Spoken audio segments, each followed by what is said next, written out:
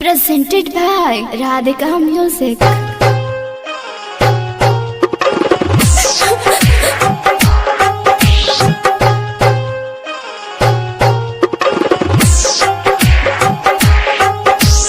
DJ Sonu Kushwaha ये कहाँ बाजार मोतिहारी।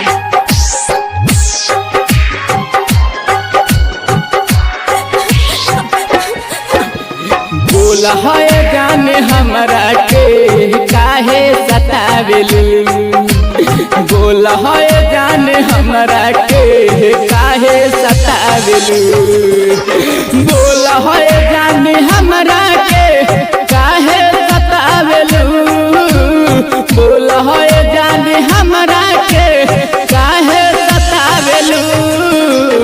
खुना जे करिल हम तो नहीं उठावेलू, बोला है जान हमरा के काहे सतावेलू।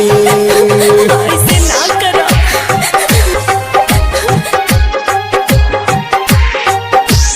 डीजे सोनू कुशवाहा ये कहाँ बाजार मोतिहारी।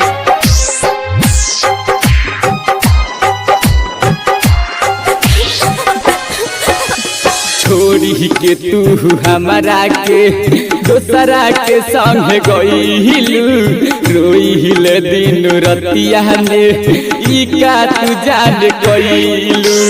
छोड़ी के तू हमरा के दोसरा के साथ गईलू, रोइल दिन रतिया में ई का तू जान गईलू। ओकरे नाम के तू गुन गावेलू, बोला है जान हमरा के काहे रुआवेलू।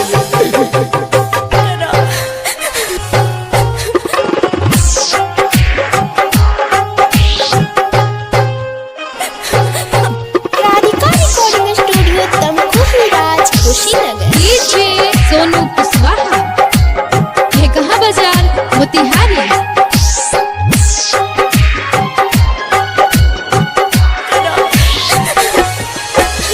सोनू के साथ तुहरा तो लागे न लाज हो, राइटर मुन्ना है पी के कोइलू जियान हो।